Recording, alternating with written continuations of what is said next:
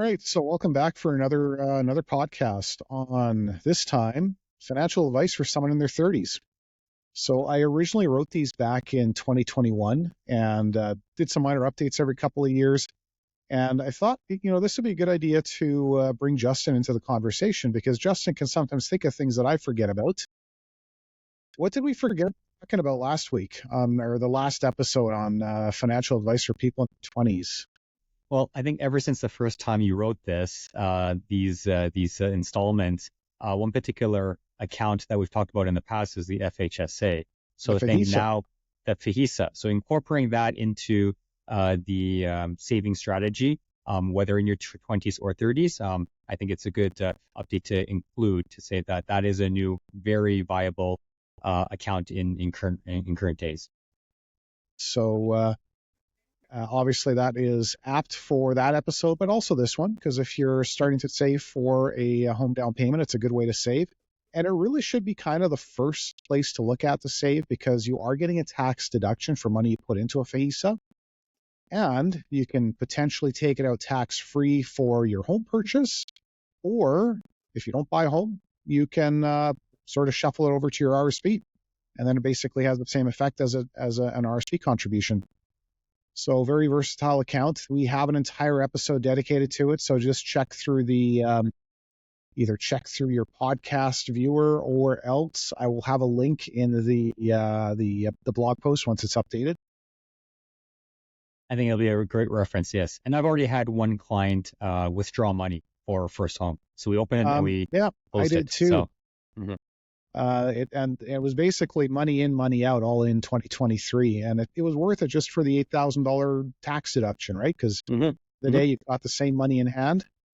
Very useful too for if parents are giving money to kids for a home down payment, that the parents give them the money to then put into an FHSA if they qualify, and then take it out. And at the end of the day, those kids have a tax deduction, which they can also carry forward to a later year if they don't make quite as much money yet. But yeah, anyways, so when we're talking about these, or really when I wrote these posts, I kind of envisioned the ideal person at a certain age group. And I realize not everybody is exactly ideal. The vast no one's ideal. Especially in their 30s, 20s, 30s, the vast majority of us in that age group, we're living paycheck to paycheck, right? So, but where do you want to be in really good shape? That's kind of what we want to look at here. And what things can we do to get there, right?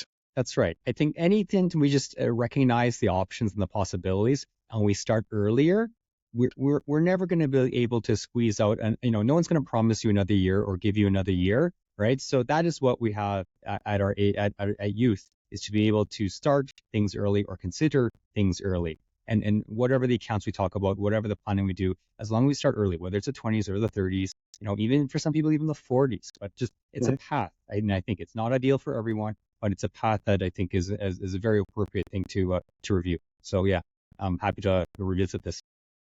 So what does the ideal person in their 30s look like? Where would you want to be ideally? If maybe we probably weren't there ourselves, right? No, what's the not ideal? at all. If we think about our clients right now, those who are very well off, that have been pretty successful in their careers, in saving, in building wealth, where were they in their 30s? I'll twist that a little bit, and I'll say that some of the most dynamic conversations you can have with people is when people on periods of change, and the 20s as well as the 30s. There's very specific life events that tend to largely occur around this age, and so I suppose, like, in terms of ideal, how about like some stability of some kind when we're looking at doing financial plans, or we're looking to do regular contributions and savings to any sort of account. There has to be some semblance of stability. So that's my ideal, in the sense that of following a certain path, right? But again, life happens and there's so many changes that will occur.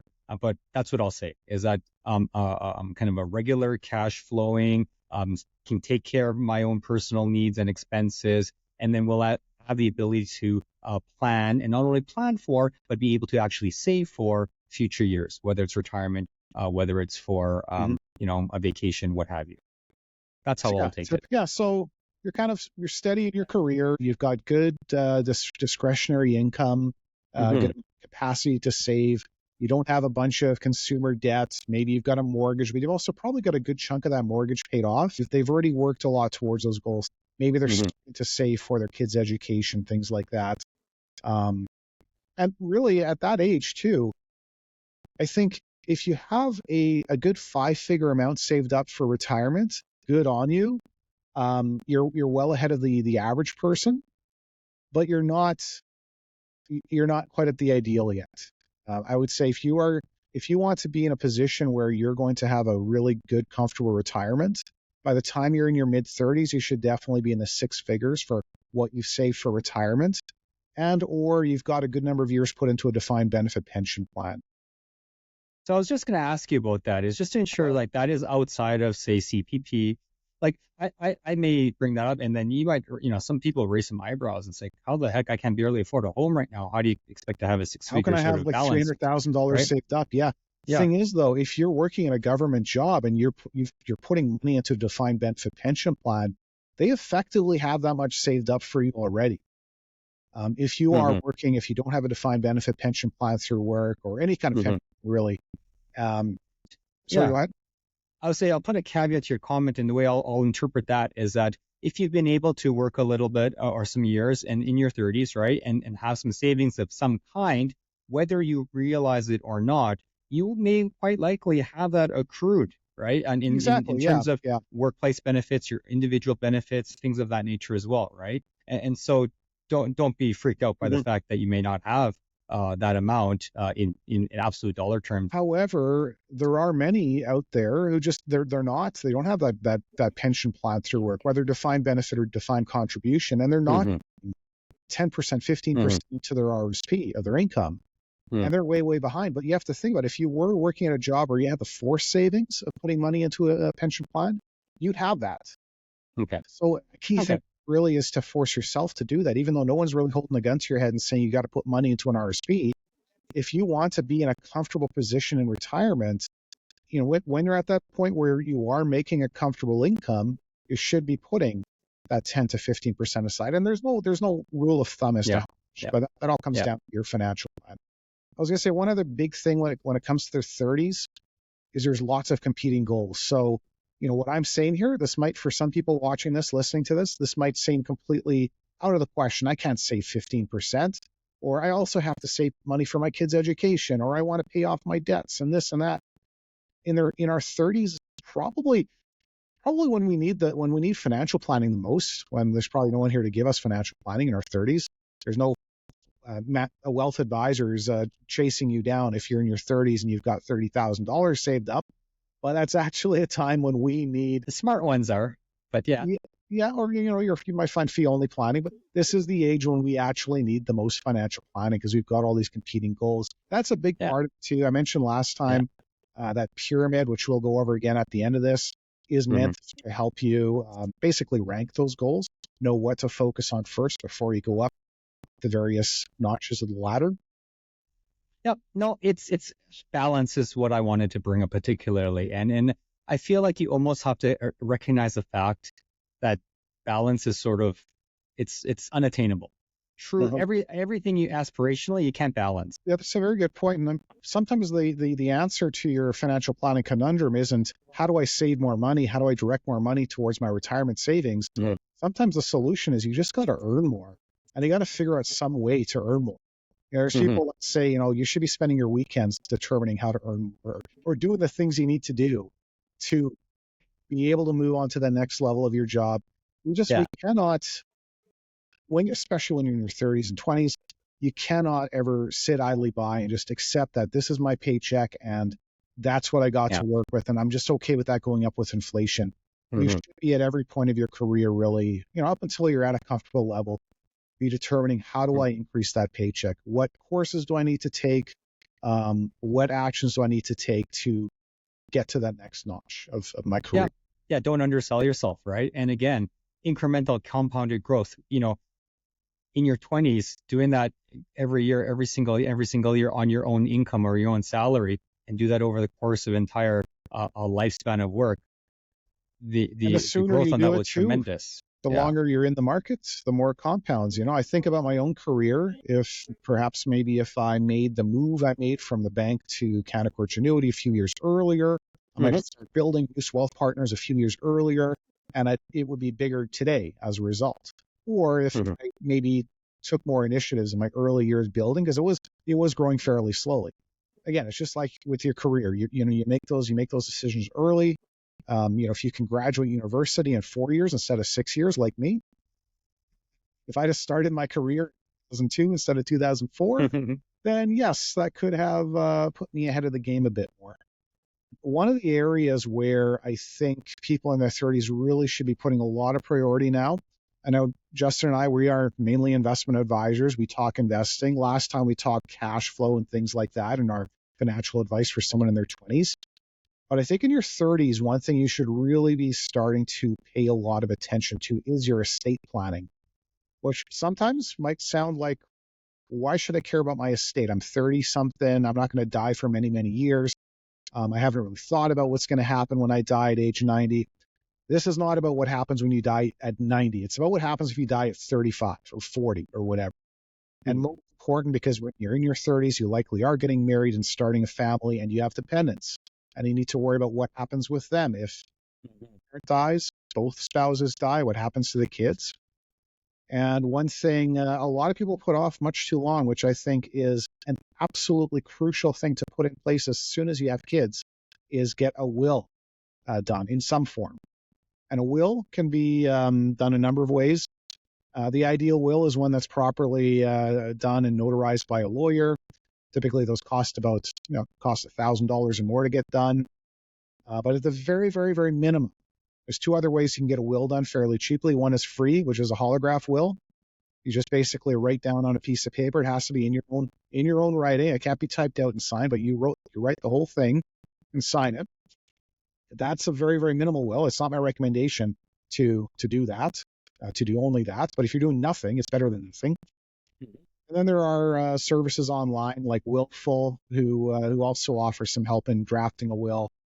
Can do that fairly cheaply. Now you're looking at in the $100 to a couple $100 range. But get a will done. The important thing is what happens to your kids if both parents die? Who takes care of the kids? And of course, the usual stuff. What happens if one person dies? Where does the money flow to, and so on. And if I can just harp on this a little bit longer, term insurance. Crucial, crucial, crucial. We talked about it in the last time, the last episode as well. When you're in your 20s, it's very cheap to get term insurance. When you're in your 30s, if you have dependents, it is very crucial to have some kind of insurance in place if one person dies. How is the mortgage going to get paid off, or how is it going to get paid monthly if there's only one income source? How is that family to keep surviving off one income if one parent dies? And so those are some things I think when we're looking at things and the different planks in the pyramid. Before we look at retirement savings and education savings and things like that, think about the now. Think about today. Um, that's very crucial. Anyways, Yeah, what I was going to say is that, not just children, maybe you're not in a non-traditional nuclear family, right? You have a partner that is in common law or married, something of that nature, right? And you still want them to be addressed in your will, right? Mhm. And on top of that, um, assuming or understand that your parents may still be around, or older relatives may be around, it also gives perhaps you an opportunity to then even bring up the conversation with your parents or older relatives to say, hey, Mhm. I'm thinking about this right now. I just wanted to make sure that you have your situations sorted out as well, because we want to make sure that you're taken care of as well. And who knows, maybe you're in a situation you have to take care of your parents or what have you too, sandwich generation, as they say, right? But when you do a self-reflection about, potential dependents or partners, whatever, also take that mindset and think about, the generation above you, and use it as an opportunity to make sure that they have their ducks in a row as well. It's just kind of a Absolutely, catalyst yeah, because for you might be conversation. relied on to be an executor for your parents at some point, and Hmm. too often I find they don't really consider what that actually means. Especially, usually Hmm. when parents will likely have each other set as executors if one dies, but once both die, they might pick randomly one of their kids, or they might say you jointly need to be executors. And that's actually the hard part when both parents have, once the second parent has passed away, that's when there's a ton of work to do as an executor. When only one has passed, it's a fairly Mm-hmm. simple process. Mm-hmm. Are you going to be able to do the selling of their house, closing accounts, shutting off bills, and dealing with the legal costs, the legal issues with applying for probate, all that kind of stuff. Mm-hmm.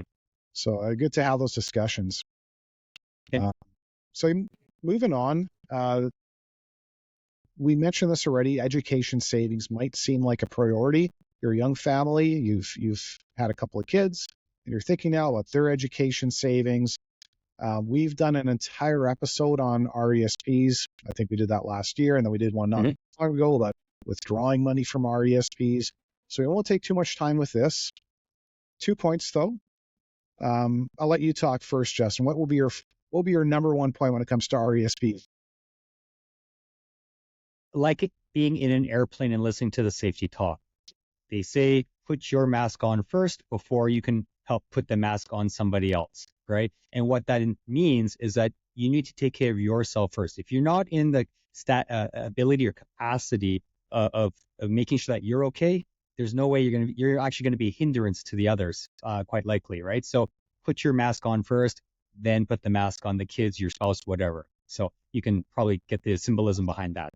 That's the best way to put it, and just explain the analogy for anyone who doesn't get it. And like we said, first you need to make sure your present day is taken care of. Things like your cash flow is good. Don't shovel money into your RESP if you can't afford it. You definitely don't want to be in a position where you have to take money out of that before you go to school.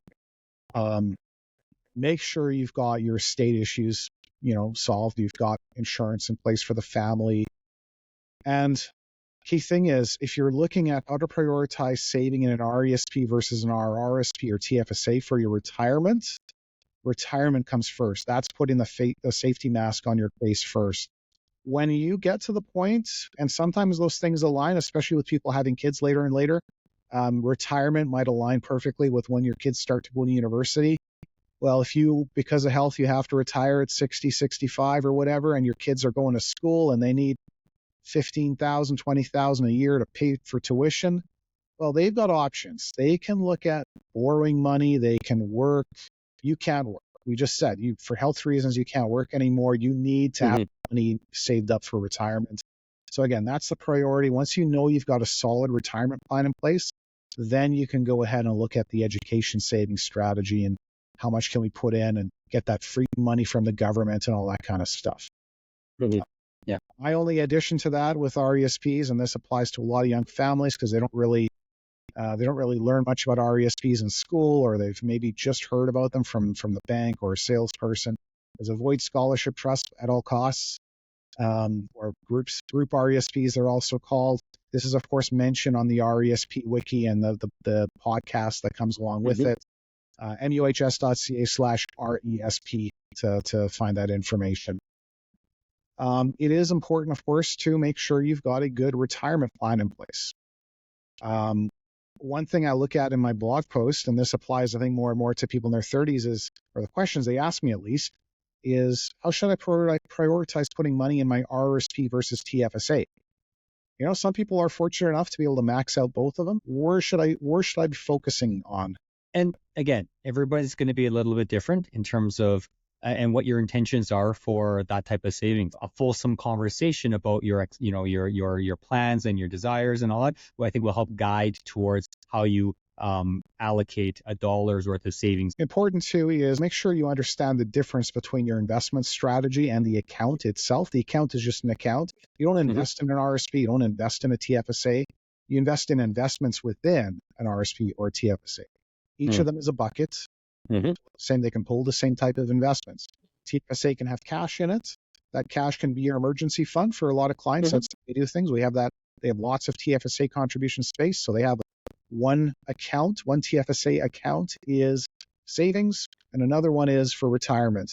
And if you can make sure that the money you're putting aside is tied to a goal, you get that leeway of being able to say, okay, this is money I need 30 years from now, so I can take the appropriate level of risk with that money, not having to worry about what the markets do, going up and down and all that, because I know that's for 30 years. I still got this other bucket of money, my TFSA, my cash bucket, if I need money for an emergency. And that again is the kind of stuff we talked about in the last episode. You don't want to be putting any money into that long-term goal until you've got your short-term stuff sorted out. And that's again, Mm-hmm. it's in the pyramid again. So Mm-hmm. key differences between RSPs and TFSAs too for the uninitiated, and I think we did a whole episode on this as well, but the very basics are money in an RSP is pre-tax money. Before you're taxed on it, it goes into the RSP. And some people see it as this way, that you're basically getting the money, putting the money in, and you're getting a tax deduction. Other people just see it as that money before it even gets taxed in your hands goes right into the RSP. Then it gets taxed when it comes out of the RSP. And that's an important distinction because, we hear a lot from our retired clients saying, what was the point of all this, putting all this money in an RSP when it's being taxed on it now? Well, when you were earning more income, you're earning six figures, you were paying 30, 40 something percent tax, maybe not 40 something back in the day, but certainly 30 something. You're not paying tax on the money. You got an exemption. You got to buy. No paying tax on this money just yet. Put it in that RSP for many years, then you convert it to a RIF and you take it out. Now you're retired. Your income is quite a bit lower, and maybe you're paying 25 or 30% tax on the money as it comes out. Mm-hmm. TFSA is always after tax money. You've already paid tax on that money. Now you're putting it into a tax shelter where it just never gets taxed again. You can take the money out, no tax. You can leave it in there. The investments, dividends, growth, interest, no tax. So those are the distinctions. Now, where one is more favorable for the other is if you're in that scenario that I just outlined, where someone is at a higher income level before they retire and then a lower income level, the RSP makes a lot of sense. If someone's at a low income level, especially someone just starting out, if you are in your 20s or in your 30s, and you're just not quite at that higher income level yet, you're not at higher marginal tax rates yet. So in that type of, you're putting the money in a TFSA because you're just not getting as much of a deduction putting the money in. And you don't want to be in a situation where when you take the money out, you're paying more tax on it. That's right. You're going to pay tax at some point, but you want to minimize that tax at some point. And if it means delaying it, great. And if it doesn't, then that's good too, right? So again, idiosyncrasies behind each of the different types of accounts. So in your 30s, you've got money going into your RESP or RRSP, TFSA or whatever. Now you want to know how to invest it, right? And that's probably why people tune into our podcast, is to hear from two investment people. What should we be buying? What should we be investing? Right? And, yeah. And those are good, fun conversations, but in the context of just making sure that, it fits the investment profile, your risk tolerance, and then also the taxation of the account that it's being invested in, right? There are opportunities for perhaps individual equities. There are obvious opportunities, things like ETFs and mutual funds, right? Kind of the basics as opposed to getting to specific types of styles or different types of tilts, right? What types of things should go more into this country or that geography or this industry. Before all of that, macro sort of discussions, more about. It's just overwhelming. There's so much out there, and I shudder every time I sort of view or read someone online, whether it's on a forum or it's on a YouTube video, and they're deliberating about whether they should buy the iShares or the Vanguard version of whatever index. Who cares? Just do it. That's the key I have for them. And maybe they don't know how to buy ETFs, and before they take all that time to read books on how to do that, again, we talked about that last week, a book like this one right here. If you don't want to worry about any of this, go to your bank, start an RSP, even if it's some higher costing active mutual funds, at least do something. That is what's more important. Whether you're paying 0.1% on an ETF and doing it all yourself on a discount brokerage, or you're in a bank branch paying 2% on a managed fund, the person who's waiting 6 months to figure stuff out has lost those 6 months of potential growth and compounding. Again, just do it. The habits you form, monthly contributions, keeping things systematic, and also keeping it simple. If you're just starting out, you shouldn't really be looking at a bunch of individual stocks just yet. I'm not a fan at all of stocks. I know, Justin, you are, but when you're just starting out, you don't have to look at what stock I should buy with my first contribution.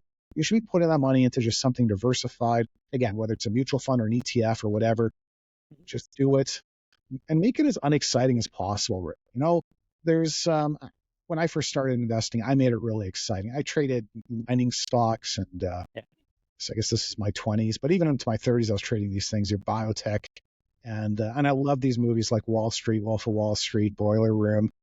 Mhm. Um, it shouldn't be that exciting. It should our jobs are really extremely unexciting, especially you're maybe in Calgary, you got all those things coming through there, Justin, but financial planning and investing in index funds is very unexciting, and sometimes unexciting works, and it keeps us from making mistakes along the way. Yeah, I mean, I hesitate to use unexciting completely because it just sounds dull and boring. And then there are aspects of it which I guess, and you take a step back, should be relatively boring. But Mhm. yes, by the long end of it, in the grand scheme of things, something that's repetitive, done regularly, keep buying, as one author had said, and we alluded to before, they in its core are, I guess, what some people would call dull. I did 2 courses on psychology in university. I wish I did more because so much of Mhm. our job, really, especially dealing with a wide variety of people of different mindsets, and we kind of come to realize dealing with so many people respond to our advice differently, and a good Yeah. advisor can adjust that advice as needed. We're going to talk a lot more about behaviorism in the next episode for people in their 40s. The reason I kind of, when I did these blog posts originally, I shuffled the behaviorism part to the 40s because people in their 40s have a lot more money usually invested. And as a result, are actually more susceptible. When you're in your 30s and you're just starting out, you shouldn't be paying a single bit of attention to the news and what the markets do. And if the markets crash, if you get 2008 happening again and the markets are down 55%, maybe the $50,000 you've saved up drops down to $25,000, and you shouldn't be feeling that much. If this is retirement money, plus you're being given this opportunity as your savings grow, as you make more money, to be able to put more money in at Yeah. cheaper values. I'm a little bit annoyed that, I started in the industry in 2008 or whenever, right when the markets crashed, and I wasn't making enough money yet to save. I was only saving hundreds per month in my RSP. Today, I'm saving thousands per month in my RSP. Um, but of course, the markets are much, much higher. So I wish I could save that much back then, or I wish maybe we did have a crash right now. But, but yeah, the thing is, when you're still in your 30s and saving, you should really just be looking at creating that muscle memory of saving and ignoring what's happening in the markets, and treat a drop like that as almost a gift. You're getting a An discount. opportunity. When you're in your 40s, you should be sweating it. Right now, if the markets did drop a bunch, I think I would still be sweating it because my portfolio would be down quite a lot in dollar numbers. Yeah, no, not much to add on that other than, yeah, it's like, again, you don't know what's going to give you another year of your life. And when you're younger, you have more time than money. And then when you get older, you have potentially more money than time. It's rare, if at all, that you have both at the exact same time. And Mhm. so you need to take advantage of what benefit you are, what is beneficial to you, what is the opportunity for you, whether it's the time portion of it or the money portion of it, Mhm. right? Because they are both important factors in that equation. Now, if you do want to trade stocks, just do it with a smaller portion of your money, not all of it. There's nothing wrong with investing in stocks, having a portfolio made up of a bunch of stocks. Again, when you get to be your portfolio becomes bigger, there's economies of scale, perhaps. There's some tax efficiencies. You can do some tax loss harvesting, stuff like that.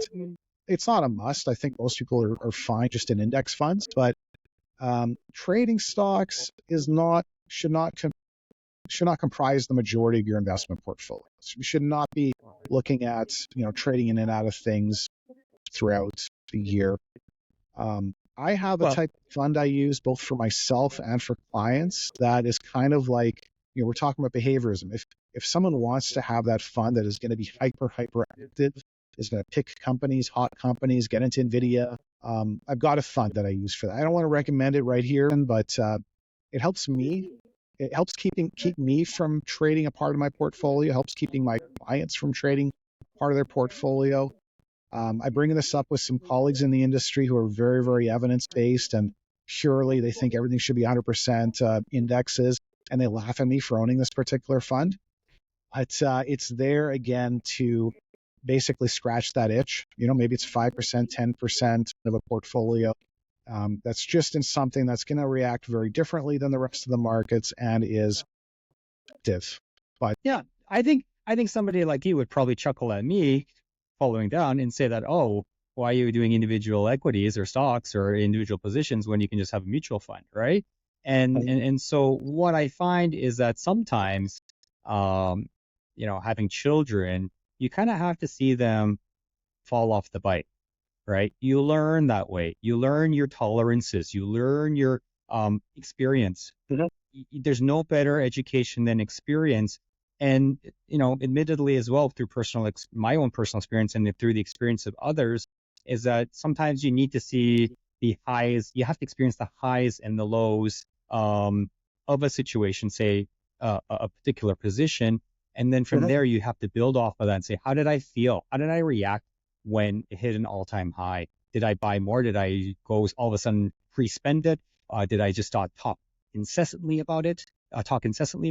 Or on the other side, when it hit the bottoms and the market went down 30% and yours went down 60% or 70% or what have you, why did I make that investment? Was that the right decision-making process? What was my thought process? How did I react to that? Did I just all of a sudden sell it and say I'm done with it, and then afterwards see it go back to whatever it was, or maybe don't go down even more? You don't know until you do it. It happens to yourself. You can try to simulate it through, stock trading programs online or what have you. But until it's actually tangible dollars of your own pocket that you're starting to put it into, right? For all the talk and people tell you, don't do this, don't touch that stove, Justin, don't lick that pole in the winter, Justin. Guess what? I still did it. And you don't know until you actually learn for yourself. And so that's where sometimes, as an example, I will find that having an individual equity or even a sector fund like you're alluding to, right, is not a bad thing, because then you will learn that behavior. You will learn your tolerances and what you're comfortable with and not, and then you course adjust afterwards, right? And maybe still stick with some equities, individual or not, or a fund, as opposed to say just a plain vanilla index fund, but until you do it and learn it yourself. So that's where I will give some credence and say it's not a bad thing, because you got to learn. And as much I've as you and fallen I or off that somebody else bike tell you. too, right? Like Yeah. I'm saying, maybe you can try to avoid falling off bikes, but yeah, you do learn and you become wiser. Anyways, moving on. So Yeah. another thing that people in their 30s might start looking at is how to find an advisor. And you're suddenly at this stage in your life where you're looking for some professional advice. Maybe you've got enough money to work with someone like Justin or me, or you just need that help. And there's a lot out there. And Or just less time in your life. You had enough time yeah, when you were single in the evening to check out your account in the evening, perhaps. But now all of a sudden somebody's crying in the background that you need to take care of, or something needs walking, in the evening all the time. Life happens, right? yeah, And so yeah. again, rebalancing your time. So one of the challenges in our industry is that the good advisors will often just not really be able to do much for you unless you have six figures in your overall investment portfolio. That's just being honest with the truth there. That's our industry. That's the private wealth at the banks and so on. The issue simply is that, we advisors, we have different business models that involve fairly high touch with our clients, meaning we have a limit to how many people we can work with. That limit might be a few hundred clients or it might be less than 100. Kind of depends on how we structure our business. Mm-hmm. And whenever you come up to that and you see that a particular advisor says they have a minimum client size of 500,000, a million, sometimes more, that's the reason, more or less. It's not really they don't mean to be exclusive, and that unfortunately goes up against people in their 30s, millennials, who are needing the advice, who are really in desperate need of the advice, who sometimes just can't Mm-hmm. get from the real good pros. But there's other ways to get it, the advice. Sometimes you just have to educate yourself and deal with a self-directed account, discount brokerage. There's robo-advisors. And some people choose to pay a few $1,000s to a fee-for-service financial plan. They're all valid options to go with, but the reason I bring this all up, there are a lot of advisors out there who will look to give you advice, who will take your business even if you have a very small balance. Absolutely. And the problem there is that they make more money per dollar invested than someone like Justin or me. And so there'll always be someone willing to take your money, invest it for you, and they'll make some money selling you a product. But sometimes you have to be wary of, certain types of advisors where they may be using very high commission-based transactional products. I think in general, any service-oriented industry, right, or any product that you buy out there, right, there's a spectrum, right? There's entry level, mid level, high level. Somebody is there out there willing to help you in a time when you are looking for help or additional advice. Now, we'll say one thing. Again, I have my past experience at the bank, and I will join the chorus of people saying you're not going to get the best advice at a bank. You're dealing with a salesperson who's going to sell you a product.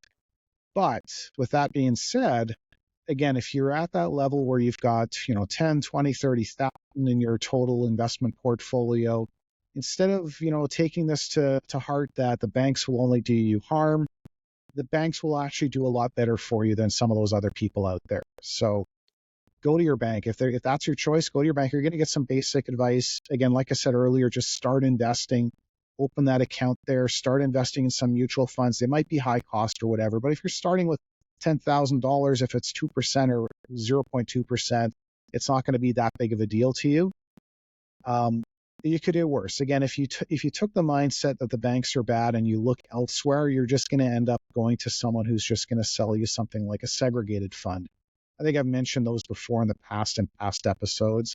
There's certain types of funds out there where they have different purposes, but certain advisors out there are only licensed to sell segregated funds as opposed to the wide gamut of investments that's out there.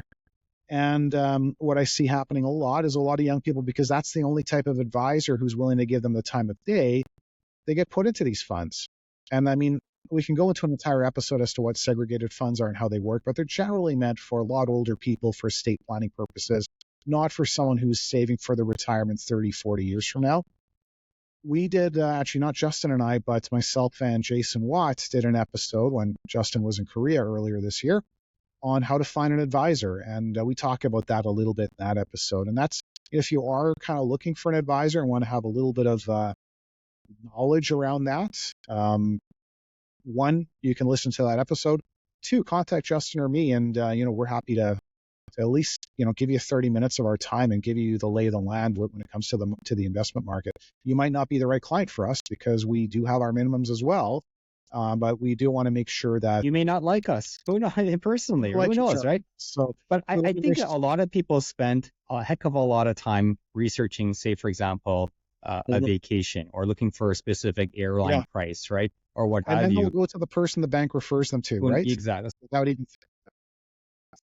as your savings, as your wealth, as your retirement, it behooves you to spend an appropriate amount of time to make yourself aware of the options and the choices and your own comfort with the person that you are speaking with. In addition to the banks, the robo-advisors are also not a bad place to start out. They'll give you the basics and asset allocation, probably some basic planning, goals-based financial planning, where you're just looking at your retirement plan, how much do you need to put aside. It's all good stuff. I'm a big fan of the technology. I think for what people pay for it, usually they're paying upwards of 0.5% in management fees on top of the product fees. Yes, it's less than what we charge, but you're getting a fraction of the advice you would get through full service wealth management. But again, it's better than nothing. It's better than high price products and things like that. So it's worth looking at. One last recommendation in terms of if you are looking for an advisor, Financial Planning Association of Canada, which is an organization I belong to, but they have an online listing of financial planners across the country. They do a lot of different styles of business, the wealth management side, like Justin and I do, as well as the fee for service financial planning. It's just another resource to look at for when you're looking for an advisor. Yeah. But all of that to be said, I feel, to summarize, is that, we will spend time to go look for a mechanic. We'll ask for referrals. We'll go ask somebody for other services, right? And so there comes a point in time where, like, for me, frankly, I'm not going to go buy that aftermarket auto part and go fix it myself, right? And then because it's not my time, right? I wanted to spend my time on something else as well, right? But other people want to, paint their walls or cook or do what they've got their thing that they'd like to do, right? And so in a similar sort of vein, when you have so many things moving around potentially in your life at this time, at this age in your life, in your 30s or what, and at least we're talking about that today, is that, allocating your time, your resources, and again, balance, Mhm. time. What do you think is most effective use of your time? Bringing in some experts and some trusted advice of any kind on any sort of topic, I think it's a time of life where it's appropriate to start thinking about. That gets right back to investing that time in your career. Mhm. When you're in your 20s, if you spend $100 getting your oil changed, your friend who's a mechanic or more mechanically inclined might laugh at you and say, "Why didn't you spend $15 on oil and do it yourself? Oil and a filter and whatever." Mm. I've never in my life done an oil change myself. You can probably tell. Uh, I spent $300 to get my house cleaned yesterday while I was at work doing my job. Yeah. No, So again, it's effective use of your time, right? effective use of your time. When you're in your 30s and you start to have a little bit more income and that ability to spend on things like that, you need to seriously think about that. It's not a bad idea to pay someone else to clean your house. One podcast I listened to is Animal Spirits, and I remember hearing some time ago one of the podcast hosts, Michael Batnick, saying he actually pays someone to do his laundry, and like he's not needs to have servants doing things for him, but he realizes that by not spending that time himself, someone else is doing that for him more efficiently Yeah. than what he would do. If I cleaned my entire house, it would take a lot longer than the 3.5 hours a couple of ladies spent cleaning yesterday. So, I could believe that. Yeah. yeah, if you're just not, if you don't specialize in that, why do it? Yeah. So again, One last, balance in that time of your life. You're being pulled in so many different ways potentially. And so how do you manage that and how do you look forward, right? And it's an opportunity to kind of reassess and build for the next year, the next decade, as we'll get into in the near future. one last thing on sources of advice. I don't know if I talk about this in one of the other episodes, but I probably have in the past. Online finfluencers. Can I just do one additional rant about them? Go So, for it. I realize a lot of people in their 30s, they might not have the means to get professional advice. They might see so many different sources of information out there, and there are good influencers online. Check their qualifications. Do they have accreditation? So Mhm. people, I don't want to label anybody or name anybody here really, but a lot of them kind of come in the categories of these dividend Twitter accounts. There's other As an bloggers, example. as an example, yeah. And they talk about certain investment fads. Maybe they're talking growth stocks. Maybe they're talking dividend stocks. Maybe they're big on energy plays. Some of them are entertaining to follow and watch, maybe even interact with Mhm. online. Um, but a lot of them are just not qualified to give what they're sort of what they're calling this is not advice. But I see so many people actually listening to them. Even This is people not who financial advice. are It always invariably becomes financial advice. well, yeah, and even people who are older and wiser and should know Yeah. better, who have big portfolios, and they're Yeah. following the dividend stock picks of some of these people online. Just know that, first of all, you shouldn't be basically taking stock picks from anybody who isn't your advisor, who knows your Mhm. situation, your risk level, and so on. But a lot of these people have absolutely no qualifications. They're just hobbyists, and they're maybe even emulating other hobbyists when they're doing their things. So just kind of make sure that if you do follow someone on there, know what qualifies them to give the quote unquote advice that they're giving, and stay away from those fat investments, meme stocks. That big craze back in 2021. It keeps turfing up again every once in a while, right? The uh, GameStop and whatever. There'll be something else in the future. There's many in the past. There'll be more in the future, right? So So just in general, cautiously, yeah, be aware. so I'll bring up that pyramid again here, just like last time. So once again, we got this pyramid summarizing what we talked about today. First rung on the pyramid is cash flow, liquidity, all the stuff from the previous episode on just putting yourself in a good position today. That was the episode on financial advice for people in their 20s. We talked about estate planning. I think that's an important thing. That's planning for today, getting that out of the way. Then retirement planning, as Justin said, put the oxygen mask on yourself first. Then education planning, putting the oxygen mask on your kids.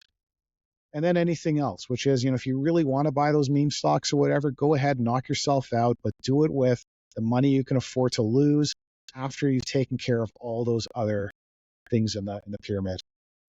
Anything to add? I mean, anyone familiar with like, Maslow's hierarchy of needs will say essentially like that, build that foundation, build a solid foundation. The other things will come afterwards, right? What are things I need to be thinking about? I need to establish this first before I really want to seriously spend some more time and mental capacity on that, right? So, prioritization on it, it's great. I met, we've got a pyramid for every decade, but it's a good solid start. And then you refine based on your own individual needs and situation. See, all of this can be found. The blog post is muhs.ca/fp30, including links to various other sources, resources, and so forth. Any closing thoughts, Justin? I miss my 30s. I do miss my 20s too, Yeah. right? I look fondly back on the time. There's always a lot of what ifs and could haves and should haves and whatever, but the path that one takes and the path I ended up taking with all the change that occurred in that decade, right?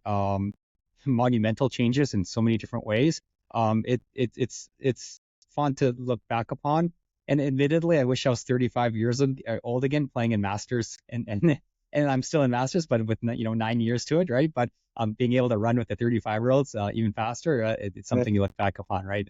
So I do miss some parts of it, but I do like where I am today in my broad life. Yeah. All right. Well, talk to you next time.